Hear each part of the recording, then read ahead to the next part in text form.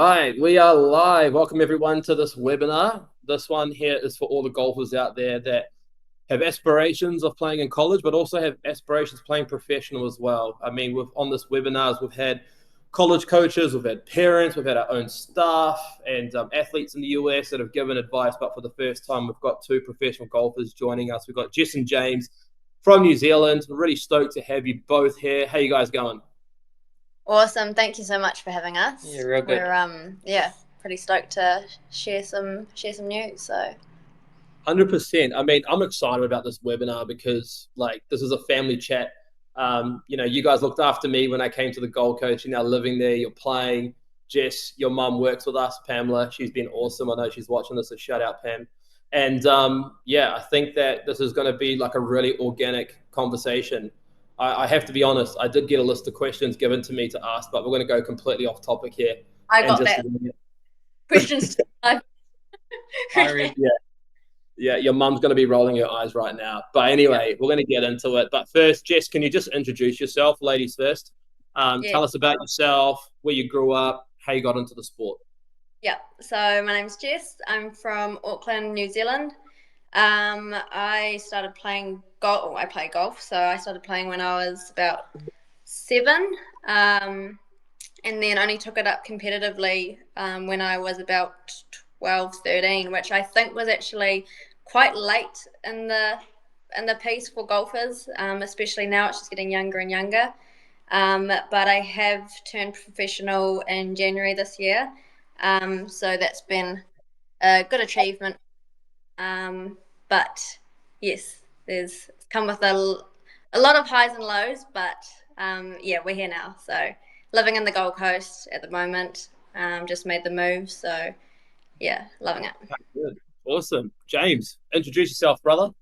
Kia ora, I'm James Tawariki. Where to start? I played golf since I was real young. I grew up playing golf. All my family all do rodeo, so I grew up doing rodeo as well and have quite a big sporting background. Kind of went away from, I guess I'm the black sheep of the family, being the only golfer. But yeah, I love it. That's what I do, and that's why we obviously come to the Gold Coast to chase our dreams and play professional golf. I turned professional in 2022. So it's my 4th year as a professional now, or 4th season. That's awesome. I mean, when people see you, they see two young individuals that have cracked it, living in the Gold Coast, playing professional golf. How old are you two? 22. And Jess? Same, yeah. Both 22, okay. Yep. So you're 22 years old and you've absolutely cracked it, and it seems like it's really cool. You get to play at all these great clubs. What did it take for you guys to get where you are today? Jess, I'm going to start with you. What did it take? What sort of events? What was the cost of it, like traveling around playing in these events? Who were the key people in your life that really helped you make it possible?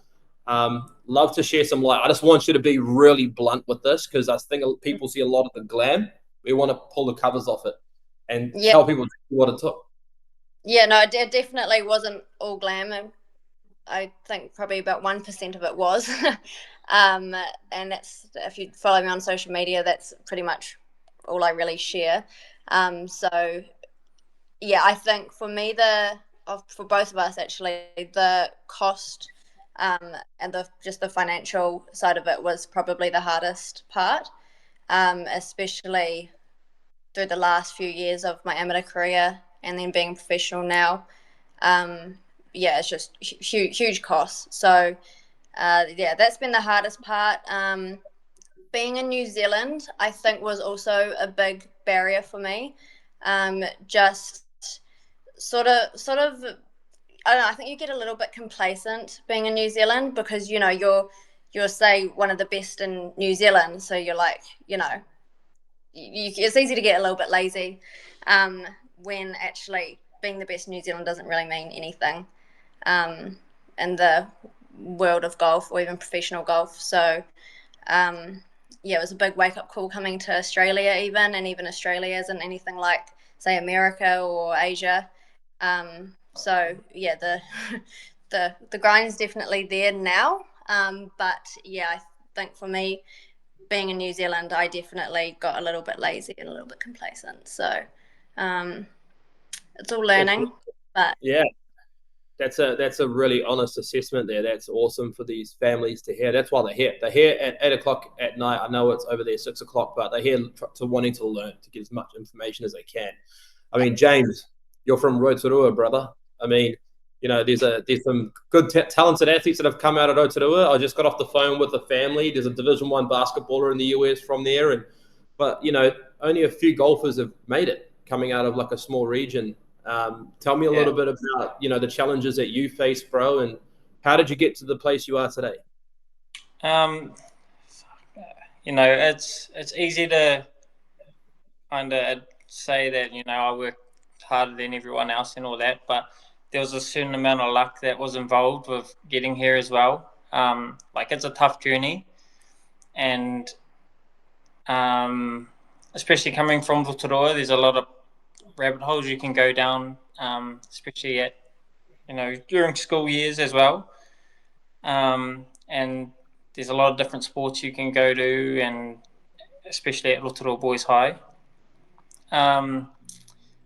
But yeah, the biggest thing, I guess, for me turning professional and just playing golf, the hardest thing to learn was just to work really hard. There's thousands and thousands of guys doing more than you, and those little 1%ers that they're doing that you ain't, it amounts up to something a lot bigger.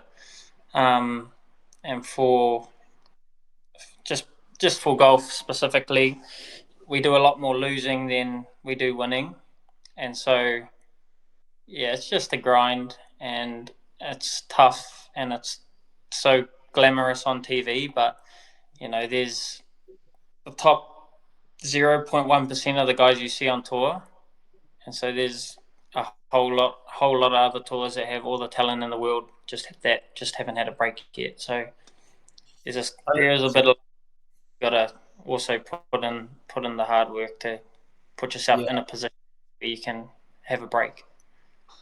Well said, man. Because I'm from a small region. I'm from New Plymouth. In the Naki, it was apart from rugby, it's really hard for the smaller sports to get noticed. And my younger brother, Ajit's a tennis player, and it was just me and him in the Naki grinding it out with my dad. We're very lucky we had my dad as our coach. But I mean, tennis and golf are two individual sports. It's a lonely road.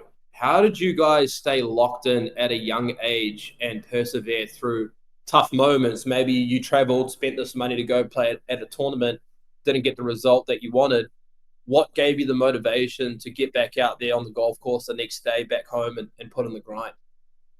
I think for me, I just loved the game that much, which made it easier to come back the next week and play and practice and do all that stuff. And yeah, that's all it really was. I just enjoyed playing golf, competing, and it was kind of what drove me every day, is just wanting to be there and play golf, whether it was competitive or just at home in Rotorua playing a random round of golf. I just loved it that much, and I wanted it to be my lifestyle, I guess. So yeah, I guess enjoying what you do has a big impact on you doing it. And yeah, obviously we lose a lot.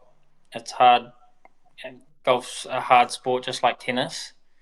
But yeah, having that element of actually enjoying competing in the sport is what's gotten me, through those times of playing shit, because it happens all so often. Sorry. You can. It's all right. We switch loosely. It's all good. Jess, Jess, tell me about you. Tell me about you. I mean, you've had some great success, but I mean, I know that you've put in a lot of hard yards to get to where you are right now. Yeah. And what got me through the tough times is definitely sort of my support system. I've had James, I've had my mum, and I think growing up, even from a young age, mum never pushed me at all. And I think if I was in a position where she did push me, I probably would have rebelled a little bit. But I think the fact that I had, she never told me to go and practice, never told me to go to the gym or anything like that. It was all on my own. And I think the fact that I had that freedom, I wanted to make the most of it and do something with that freedom. Because like I said, if it was the other way around, I probably wouldn't have done it, what she said to do. But yeah, I had a real good support system. She was so supportive of everything I did, and so was James. So yeah, just made practice and playing a lot more enjoyable too, because I actually chose to be there. So That's cool. yeah. No, that's well said, Jess. How do you guys deal with the disappointment? Like, I know you love the game. I know you love the game really well, and it's like, yeah, some of the athletes that are listening here are young and they put in the work, they put in the hours, they go to a tournament, and they bomb out. They don't do well, and then they're sitting there thinking, "Oh my gosh, I've let people down." I mean, it happened to me when I played tennis. I used to drive. My dad used to drive me 4.5 hours to Auckland, and then watch me play, and then drive me back to the Naki the same day. And he just drove 9 hours, and I'm like, I just got lost in the first round. This sucks. So, like, for you, how did you stay like focused? How did you stay locked in? And like, you're a human. You must have felt angry, sad, etc. How did you deal with it? Not well. Yeah, but it is hard because, like James said, is you do lose a lot more than you win in this game. So, and it doesn't get easier. I know a lot of the pros. The only way to describe failing in golf is almost like a heartbreak. Like, it physically hurts. Which I don't know why we play the sport when it feel like that, but those little bits of winning bring you back. But yeah, it doesn't get easier. We don't handle it great. We still feel depressed for days after a tournament. But I think we're lucky we've got each other to bounce off. We know what it feels like for each other. So yeah, that definitely makes it easier. Same with our friends. We've got lots of friends in the industry. Yeah, in the industry as professional golfers. So even though it's not a team sport, we definitely surround ourselves with people who can support us and we can support them. So awesome. What about you, James? How did you deal with that? Because I know you're competitive, brother. I know you're competitive. So like, Yeah. when you don't get what you aimed for and you worked for, how did you deal with that? Yeah, I guess I always was able to turn it into like something to drive me. Like, the hate of losing is yeah, I can't even explain how much and like, we all don't dislike losing, obviously, but yeah, that's something that, like, that feeling of, you've just lost, or you didn't play good and whatever, is something that's always kind of driven me to like work harder. Um, yeah, it's tough to kind of describe how I handle it, because obviously I handle it differently now than I did even last year and the year before, because your situations change from year to year, week to week, even day to day. Your situation will change on and off the golf course, especially when the category I have in Australia isn't a guarantee for any events.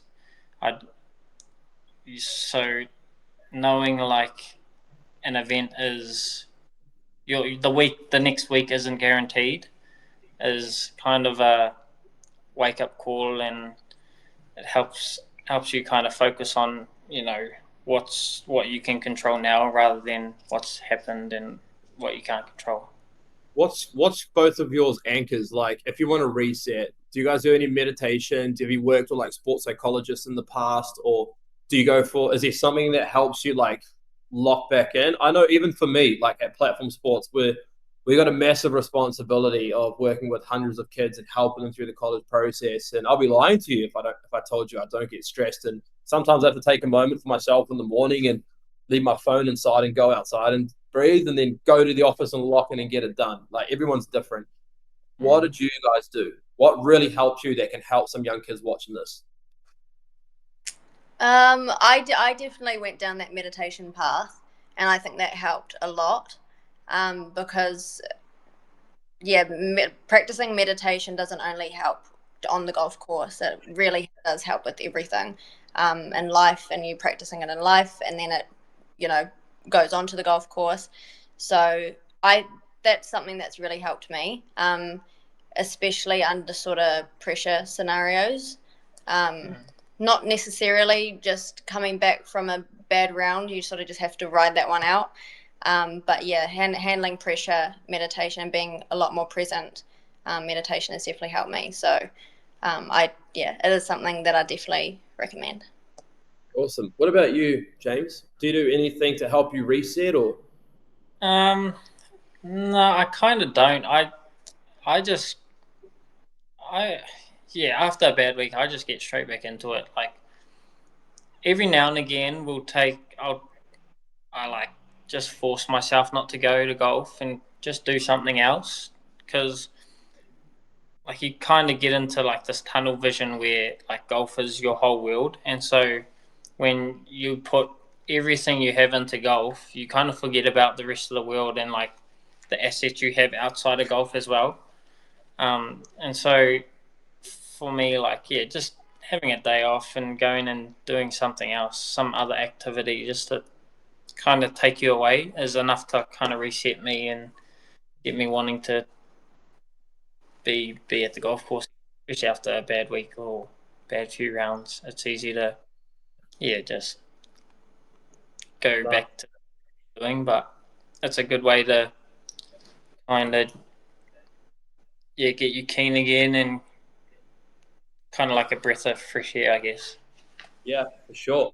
I know how competitive you two are because James, when I beat you in cards the other night when I was on the Gold Coast, you didn't take that too well, did you? But I Nope. also saw Jess. You beat Jess in mini putt golf when we were over there as well, and Jess, I saw you weren't too happy as well. So I know how competitive I know how competitive you are, and that's good. I mean, every athlete is competitive. I mean, look, LeBron James is what 40, and he's posting on his Instagram that he's going to the gym at like 3:40 a.m. Like, still, he's been in the league for over 20 years. I think that hunger doesn't die, and I think to the athletes listening to this, there's going to be times where you don't want to train. Like, it would be great if everyone was like James that just gets after it, but I know a lot of athletes aren't, and that's okay. Just because you're a bit different doesn't mean that you're not going to be successful like these two. I think that if you're out there and you're feeling uncomfortable and you don't want to train, that's progress.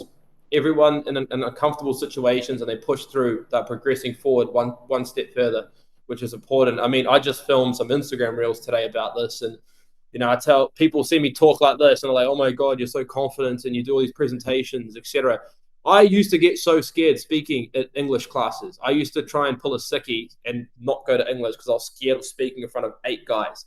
That's how terrified I was. But I just kept going and going and going. And then eventually you build that confidence. And I think little things like that come. Like if you are nervous about an event, if you are uncomfortable practicing, it's cold or anything like that, if you stay locked in, you're going to be better and you're going to be in a sharper mindset next time as well. Is there any times that Jess, you got up and you just did not want to practice, and then James goes, "Come on, we're going," or your mum says you're getting back out there? Is there any times like that? Yeah, probably like every second day. Um, um, yeah, we sort of even each other out. Like I'm quite like that in the gym with him. I'll be like, James, we're going to the gym today, but then practice, I'm like, I don't want to do. I'll go to the gym, but I don't want to do practice. He'll be like, no, Jess, we're going to practice. So yeah, we're very lucky we have each other for that because we can't get away. And if we did miss it, James would definitely make me feel a bit guilty. So I don't. But No, that's good. That's good that you guys got a support mechanism there. I think that's really important for the athletes listening to this. Find some friends to go practice with. Yeah. Obviously, golf is an individual sport, but there's other guys and girls out there that, want to get better just as much as you do. So find a group that you can go out with. And if you don't, let us know and we'll connect you with the right people that are very like-minded like you. That's what the platform community is about. Now, you guys didn't go to college and you decided to go pro right away. Did that mean that, did you have sponsors? I know you guys have been kitted out now. Bird of Condor have come on board as an official sponsor with your clothing now, which is great. Was it always like that? No, especially living in New Zealand. It was always really hard to get sponsorship. It was one of those things where it was sort of like a catch-22, with, like, I need sponsorship to be able to play the tournaments or to be able to win tournaments, but I can't get sponsorship if I haven't, won all these tournaments or whatever. So yeah, social media was a huge thing. So yeah, sponsorship was super hard. I think up until about a year ago, everything was out of our pocket, which all up was probably about 50K a year, just throwing out a number.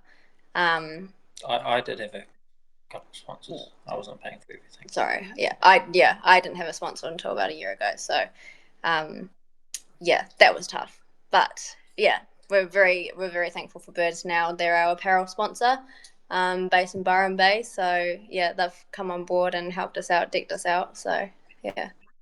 I mean, I think that's something that, college, looking at that, it's a bit different. Like my brother, he's number one in New Zealand for tennis. He didn't go to college. He had offers, he just didn't want to go. But then there's guys in the New Zealand team playing with him that are currently in college now. What are your thoughts on the college landscape? Did you know about it when you're going through your teenage years? And what do you think about it now with a lot of athletes going there? Yeah, I think the college system is probably the best system, for golfers especially. It's the only gateway straight onto the PGA Tour as a 22-year-old. Getting on the PGA Tour is obviously, because it's the biggest tour in the world, it's nearly impossible to get on. There's 140 guys from all around the world. They're the 140 best guys in the world. And you look at all of the college golfers that play golf, all of the people around the world that play golf. So I think the college system, even though it's something I didn't do, and I don't regret not going because, I found my way, and it's the same as Jess. But if you're looking to stay amateur as well, the college system is by far and is miles ahead of just staying at home in New Zealand and playing as an amateur in New Zealand. The amount of exposure you get to not only better golfers, but better coaches, better facilities, better weather, it's second to none. Yeah, I guess also if like you're playing in a team environment as well. Like, did you guys enjoy playing like club golf, like pennants, and playing with a team? Loved it. Yeah. Yeah, and that's what you kind of get. What are your thoughts, Jess? Yeah, I had a couple reasons why I didn't go. I think I'm pretty sure one was being that it was during COVID, that I would have gone, and so it was just a niggly time. And then the other is I actually dropped out of school when I was 15, and then only really started looking into it after I had dropped out of school. And obviously grades are very important to get into a good college, and I didn't have any grades because I didn't go to school, so that would have been a little bit difficult. But yeah, if I had known about the college system earlier, thinking more like 13, 14, then it's something that I actually would have worked towards. But it wasn't until after I had dropped out that I was like, oh, actually I want to go to college, and then it was a bit harder to do that. So yeah, I definitely do have a couple regrets, but yeah, like I said, it's all sort of worked out for me now. Like me, I mean, I never went, but I don't regret it because otherwise I wouldn't have started platform sports. Like I think that's like it in life, but I think the most powerful thing for athletes that are listening to this is to have opportunities and to have decisions. And the better you prepare and the earlier you work on it, the more options you have and the more decisions you are going to make. If you don't start it and you don't look at it, then again, like Jess and James worked very hard, obviously getting their their cards to get on the tour is a very challenging thing. It doesn't happen to everyone. And I think having not only a number of courses to play at that are affiliated with the universities and getting to travel in a team environment, working out with the team every morning, the boys holding you accountable, the girls holding you accountable, getting the best because they want to win as well, putting the best results that they can. I think it's something that a lot of our athletes really enjoy in the US. And it's cool that you both are now like advocates for it. We had some pretty big conversations when we were over there about, some of the top Kiwis going through the process right now and what they're doing. And you've got guys like Phil Mickelson who designed the Arizona State facilities and put a bunch of money into it, and he's been really pro it as well. It's a cool space to see. Let's pivot onto the 2025 time now. Social media is a big thing. TikTok, Instagram, etc. There's a lot of young athletes here that might be a bit afraid to post things on Instagram. What is some advice that you both can share that can help them? Only that social media, fortunately or unfortunately, is just the future, whether we like it or not. We were a bit late to that party, and we've definitely paid for that. You see all these golfers who are anywhere near as good of golfers as you are, but they're getting all these sponsorship deals just because of their following, which to us was just crazy at the start. We just couldn't understand it, but we couldn't change that. So we've only just recently actually started getting into social media for that reason. It can be a little bit uncomfortable, but you got to do it, and that's just where the future's going. So it's a small price to pay for what you could possibly get from it. Yeah, and you won't regret doing it, I don't think, either. Like businesses that are wanting to sponsor players or sponsor sports people, they do have a business to run and they do need exposure. And obviously, if they're not getting exposure from you, they're going to turn to someone else that can get them the exposure that they want. And so, it's all a part. I guess it's a part of golf now, especially. And, it's just as important as winning events now as well. Yeah, it's something that a lot of athletes that are considering college should be utilizing to their advantage. And it could be things like, a reflection off a tournament, posting a photo off the course and just putting down what you shot, and being transparent about it. Even if you shot bad, post it. It shows character. It shows that you own it and that you can prove on it. Like we have, I've got to give a shout out to Ishan Shah. He's been doing this amazingly. He's a golfer from Auckland, currently year 12 in school. We've been working with him for a while now. And he went to one of those next gen events in Aussie, and, he shot a great, at a first tournament, did it unbelievably. In the second tournament, he didn't achieve what he wanted, but he posted it. And I spoke to a college coach 2 days ago about that. And he said, man, like these are the kind of kids that we're looking for, people that are honest with themselves. And, social media, as you said, can be good and bad. Bad because it can be addictive to be on it all the time, but it's good because it creates a billboard for you. And it really helps you. And if the athletes that are listening to this that are young, get your parents to moderate the account and post it. There's a young girl called Skylar. She would be like, I think 10. Yeah. And I was at the airport in Auckland, and her dad came up to me, and they were on the same flight going to a golf tournament. And he looks after her Instagram, posts on it, got a good following on them now, and it's so cool to see because it tells them a story. It takes everyone through a story of her development as a golfer. So I think a lot of athletes should be encouraging to do that. Well, actually, part of what we do at the platform team here is that we host private in-house webinars as well. And our golfers listening to this, because I see a few of you on here, I'll be sending you a link to this very soon. But we've got someone that specializes in personal branding that's going to be giving some free advice, which is awesome.